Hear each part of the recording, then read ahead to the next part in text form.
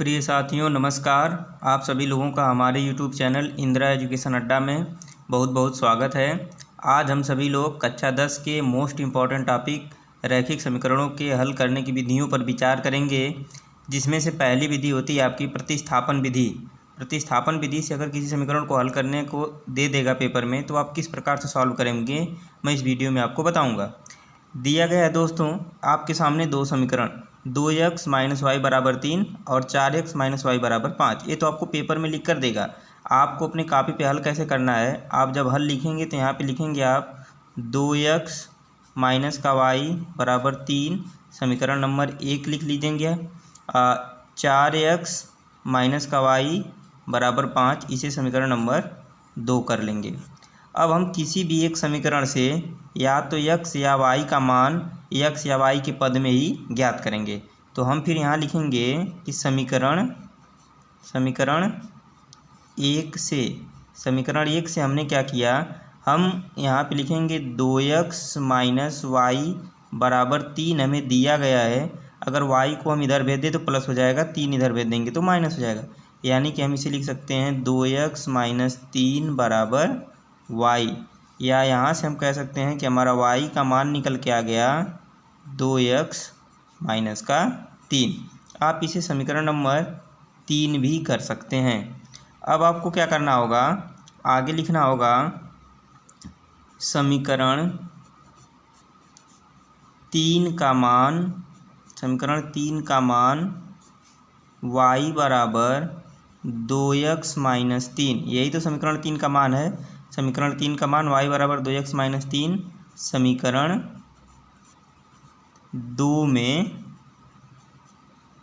रखने पर।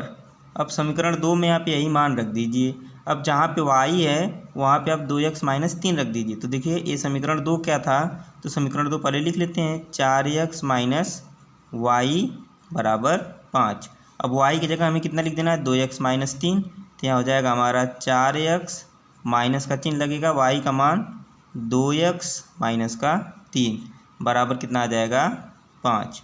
अब इसे हम लोग लिख देंगे 4x माइनस का जब इस अंदर गुणा करेंगे तो जो संख्या प्लस है वो माइनस हो जाएगी, जो माइनस हो प्लस, यानी कि यहाँ हो जाएगा -2x + 3 = 5। अब आप 4x में से 2x घटा देंगे तो आपका कितना आ जाएगा 2x। यहाँ 3 प्लस है उधर भेज देंगे तो माइनस हो जाएगा, यानी कि 5 - 3। यहाँ से आपको दोस्तों मिल जाएगा 2x = 2। अब यहाँ x की वैल्यू निकालना है तो 2 से भाग कर दीजिए, तो x = 2/2, तो x बराबर आ जाएगा आपका 1। तो अब आपका मान x का मान आप निकाल लिए हैं, x का मान आपका कितना आ गया 1। जब आपका x की वैल्यू आ जाएगी तब आपको क्या लिखना होगा, x का मान समीकरण 1 2 3 में से आप किसी में रख सकते हैं, तो समीकरण 3 में रखने पर। अब दोस्तों समीकरण 3 आपका क्या था, तो समीकरण 3 यहाँ पे आप देखिए समीकरण 3 y = 2x - 3 है। तो हम यहाँ लिख देते हैं y = 2x - 3। तो y बराबर हो जाएगा 2, x का मान कितना है 1, तो 1 - 3। तो यहाँ से y का मान आ जाएगा y = 2 - 3, यानी कि y का मान यहाँ से आ गया दोस्तों हमारा -1। तो y का मान आ गया हमारा -1। अब दोस्तों हम यहाँ पे एक जगह लिख देंगे कि हमारा जो हल निकल के आ रहा है वह x और y के मान जो है अलग अलग आ रहे हैं। x का मान 1 और y का मान -1 आ रहा है। तो इस प्रकार से आपको पेपरों में पूरा सवाल सॉल्व करना है। ये आपका फाइनल आंसर इस प्रकार से लिखना है एक जगह। तो आपको ये विधि अच्छे से समझ में आ गई होगी। अब हम लोग दूसरी विधि पर चर्चा करते हैं, तो आगे देखते साथियों। अब जो है कि प्रतिस्थापन विधि के बाद रैखिक समीकरणों को हल करने की जो दूसरी विधि होती है उसे हम लोग कहते हैं विलोपन विधि। विलोपन विधि में हम लोग क्या करेंगे, हमें पेपरों में इस प्रकार के दो समीकरण देकर कहेगा कि इस समीकरण को विलोपन विधि से हल कीजिए। तो अब आपको जो समीकरण दिए गए हैं इन समीकरणों को आप यहाँ नोट कर लेंगे। आपका है 11x - का 5y बराबर माइनस का 61, इसे कर देंगे समीकरण नंबर 1। और यहाँ दिया गया है 3x माइनस का 20y बराबर 2, समीकरण नंबर 2। अब समीकरण 1 और 2 को आप देख रहे हैं, सबसे पहले आप चिन्हों पर विचार करेंगे। देखिए यहाँ पे प्लस प्लस के चिन्ह है, यहाँ माइनस माइनस के चिन्ह है, तो हमें x और y के गुणांकों को देखना है। देखिए x का गुणांक 11 है, यहाँ x का गुणांक 3 है, यहाँ y का गुणांक 5, यहाँ y का गुणांक 20 है। अगर चिन्ह विपरीत होते हैं तो हम दोनों समीकरणों को जोड़ते हैं, तो संख्या जो विपरीत चिन्ह वाले गुणांक हैं उनको हम बराबर करते हैं। लेकिन यहाँ पे जब सेम चिन्ह है तो हम किसी भी गुणांक को बराबर कर सकते हैं। यदि हम समीकरण 1 में 4 का गुणा कर दें तो आपको दिख रहा होगा यहाँ पे आ जाएगा 44x और यहाँ माइनस 20y, यहाँ पे माइनस 20y है, तो इसका मतलब हम समीकरण 1 में कितने का गुणा कर दें? 4 का। तो हम यहाँ लिखेंगे समीकरण 1 में 4 का गुणा करने पर जब आप समीकरण 1 में 4 का गुणा करेंगे तो आपको समीकरण मिल जाएगा 11। देखिए ये आप 4 का गुणा कर रहे हैं किस समीकरण में? 11x माइनस का 5y बराबर माइनस का 61 में। अब सभी पदों में 4 का गुणा होगा तो यहाँ हो जाएगा 44x माइनस 20y बराबर 4, 4 छक्का 24 और भी माइनस का। यहाँ दोस्तों इसको हम लोग लिख देंगे समीकरण नंबर 3। अब समीकरण 1 को आपने 4 से गुणा किया तो इसके 2 गुणांक यानी कि 1 गुणांक 20y हो गया, और समीकरण 2 का भी 1 गुणांक 20y दिया गया है। तो अब आप समीकरण 1 और 2 को घटाने पे लिखेंगे, तो आप लिखेंगे समीकरण 3 में से समीकरण 2 को घटाने पर, जब समीकरण 3 में से 2 को आप घटा देते हैं तो यहाँ लिखा गया है कि 44x माइनस का 20y बराबर माइनस 244, यहाँ लिखा गया है 3x माइनस का 20y बराबर का 2, समीकरण नंबर 3, समीकरण नंबर 2। आपने अभी अभी कहा कि इसको क्या करना है? घटाना है, तो यहाँ लिख दीजिएगा घटाने पर। पेपरों में दोस्तों आप ऐसे इस सवाल को सॉल्व करेंगे। अब देखिए यहाँ पे जब आप घटाएंगे तो घटाने में क्या होता है कि चिन्ह बदल जाते हैं, यानी कि जहाँ पे भी प्लस होंगे वहाँ माइनस हो जाएगा, यहाँ माइनस था तो यहाँ हो जाएगा प्लस, यहाँ प्लस था तो यहाँ हो जाएगा माइनस। अब देखिए माइनस 20 प्लस 20 तो आपस में कट जाएंगे, यानी y वाला पद खत्म हो गया। 44x में से 3x घट जाएगा तो यहाँ पे आपका आ जाएगा 41x बराबर, यहाँ पे माइनस 244 है माइनस 2, तो दोनों आपस में जुड़ेगा तो यहाँ आ जाएगा माइनस 246। अब x बराबर आ जाएगा माइनस 246 बट्टे 41, तो यहाँ से x की वैल्यू आ जाएगी 41 छक्का होता है 246, यानी कि माइनस का 6। तो यहाँ से x की वैल्यू आपको आ चुकी है माइनस का 6। अब क्या किया जाएगा दोस्तों? x का मान समीकरण 1, 2, 3 में से आप किसी में रख दीजिए। मैंने समीकरण 1 में रख दिया, तो समीकरण 1 में रखने पर जब समीकरण 1 में हम x का मान रखेंगे तो अब चलिए देखते हैं समीकरण 1 क्या है। तो समीकरण 1 हमारा है 11x माइनस 5y बराबर माइनस 61। तो हम यहाँ रख देंगे समीकरण 1 का मान पहले लिख देंगे 11x माइनस 5y बराबर माइनस का 61। तो x का मान हमें माइनस 6 रखना है, तो 11 गुणा में माइनस 6 माइनस 5y बराबर माइनस 61। तो यहाँ हो जाएगा 11 छक्का 66 माइनस का 66, माइनस 61 को इधर भेज दीजिए तो प्लस का 61, आप माइनस 5y इधर भेज दीजिए दूसरे पक्ष में, तो 5y माइनस 66 में से 61 घटेगा तो यहाँ आपका बच जाएगा माइनस का 5 बराबर 5y। यहाँ दोस्तों आपका हो जाएगा y बराबर माइनस का 5, अब बट्टे में आ जाएगा 5, इसे आप काट देंगे ऊपर नीचे तो आपको यहाँ से y का मान मिल जाएगा माइनस का 1। अब आपको x का मान मिल चुका है माइनस का 6, y का मान मिल चुका है माइनस का 1, तो आप यहाँ हल लिख देंगे। और आपका जो हल जो सलूशन इन समीकरणों का प्राप्त हुआ है x का मान -6, y का मान -1। तो इस प्रकार से अगर आप समीकरण को सॉल्व करते हैं तो आपको पूरा नंबर मिलते हैं। यही आपका फाइनल आंसर होगा। चलिए दोस्तों, हम इसकी तीसरी विधि पर ध्यान देते हैं जिसे हम लोग कहते हैं ब्रज गुणन विधि। तो चलिए आगे देखते हैं। दोस्तों, रैखिक समीकरणों को सॉल्व करने की जो तीसरी विधि होती है उसका नाम है ब्रज गुणन विधि।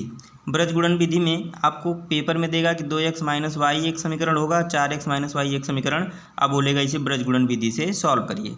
तो ब्रज गुणन विधि होती क्या है, इसे सबसे पहले हम आपको समझाते हैं कि जो रैखिक समीकरणों का व्यापक समीकरण होता है वो आपका होता है a1x + b1y + c = 0 और a2x + b2y + c2, यहाँ पे आप c1 कर लीजिएगा, बराबर 0।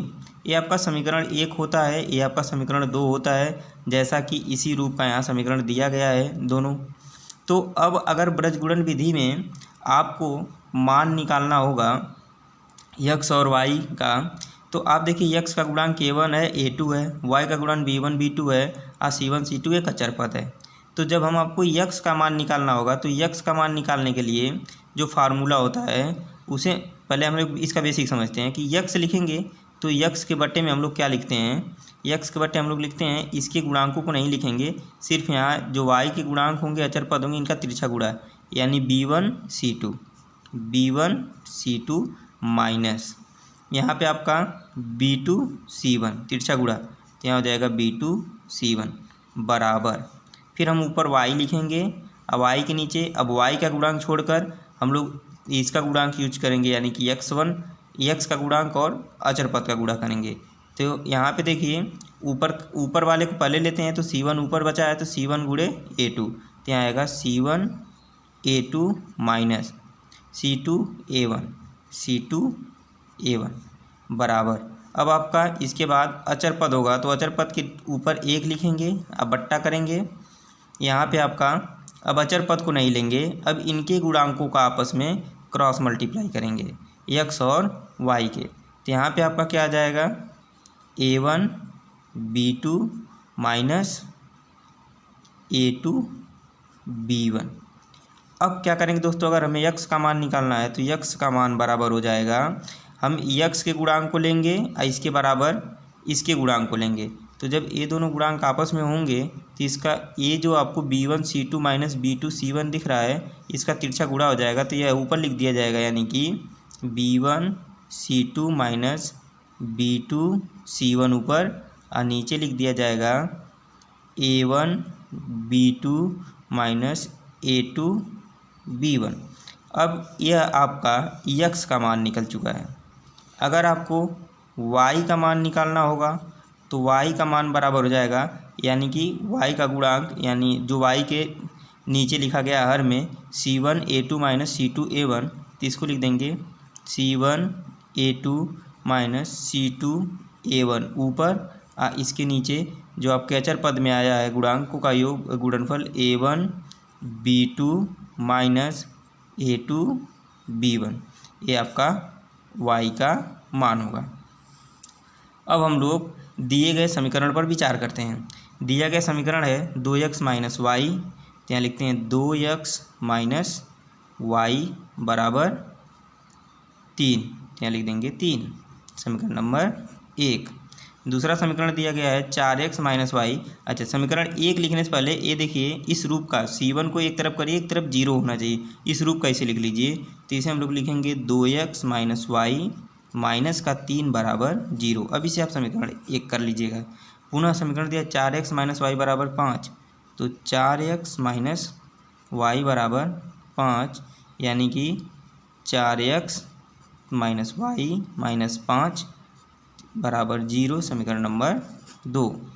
यहाँ पे दोस्तों आपको समीकरण 1 से a1 का मान लिखिए, तो a1 का मान आपका आएगा 2, x का गुणांक a1 होता है। b1 का मान लिखिए, तो यहाँ देखिए y के आगे -1 का गुणा है, तो यहाँ हो जाएगा -1, और c1 का मान लिखिए तो यहाँ पर हो जाएगा आपका -3। जब आप समीकरण 2 में जाएंगे तो a2 का मान आपका हो जाएगा 4, B2 का मान हो जाएगा -1, C2 का मान हो जाएगा -5। अब आपको x का मान लिखना है, तो ये आपका x का फार्मूला है। तो x बराबर, अब देखिए आपको क्या लिखना है, B1 C2। तो B1 का मान कितना है, -1 गुणा में C2 का मान कितना है, -5। माइनस का चिन्ह लगाइए, B2 C1। तो B2 का मान कितना आपको दिख रहा है, -1, तो -1 गुणा में C1 का मान कितना दिख रहा है आपको, -3, तो -3 बट्टा में आप यहाँ लिखेंगे A1 B2, A1 का मान 2, B2 का मान -1, तो 2 गुणा में -1 minus A1 B2, A1 B2 तो हो गया, A2 B1, A2 का मान 4 गुणा में B1 का मान -1। अब दोस्तों इन्हें हम आगे सॉल्व करेंगे, तो x का मान हमारा निकल के आएगा, -1 में -5 गुणा करेंगे तो यहाँ से आपका आ जाएगा +5। अब -3 में -1 का गुणा करेंगे तो -3, यानी 5 -3 बटे -2 में 1 का गुणा करेंगे, यहाँ हो जाएगा -2, इसका यहाँ गुणा कर देंगे तो +4। सॉल्व करेंगे हम तो यहाँ से आपका आ जाएगा x बराबर 2/2, यानी कि इसे हम लोग काट देंगे भाग करके, तो x बराबर आ जाएगा 1। तो यहाँ से बड़े आसानी से x का मान हम लोग निकाल चुके हैं ब्रजगुणन विधि से 1। अब इसी प्रकार से हम लोग y के मान को भी लिखेंगे। तो y का मान निकालने के लिए आपको पता है कि यहाँ पे आपका फार्मूला दिया गया था कि y बराबर C1A2 माइनस C2A1। तो C1 का मान पहले लिखते हैं, C1 का मान -3 गुणा में A2 का मान 4, तो हो जाएगा 4 माइनस C2 का मान -5, तो यहाँ लिख देंगे -5 गुणा में, यहाँ पे आपका देखिए A1 का मान 2, तो यहाँ लिख देंगे 2 बटा में आपका जितना यहाँ x के नीचे मान आया था, कितना आया था 2, यही मान यहाँ भी आने वाला है। आप वैसे गुणांकों का गुणनफल योग करके ही यहाँ लिखिएगा, बराबर y बराबर आपका आ जाएगा -12, यहाँ आपका आ जाएगा +10/2। यहाँ से आपका y का मान आएगा -2/2, यानी y का मान आ जाएगा -1। तो इस प्रकार आप देख रहे हैं x और y का मान आप बड़े आसानी से निकाल चुके हैं। तो अब आपको जब आप आंसर लिखेंगे तो फाइनल आंसर आप कहीं भी लिख दीजिएगा कि x बराबर 1 और y बराबर आपका -1 आएगा, यही आपका फाइनल आंसर होगा। तो दोस्तों यदि हमारी वीडियो आपको पसंद आई हो तो चैनल को सब्सक्राइब कर लीजिएगा, वीडियो को लाइक करिएगा, अपने दोस्तों में ज़रूर शेयर करिएगा, क्योंकि ये मोस्ट इम्पॉर्टेंट है पेपर के दृष्टि से। तीनों विधियों में से कोई ना कोई विधि आपसे पूछ ली जाती है। धन्यवाद दोस्तों।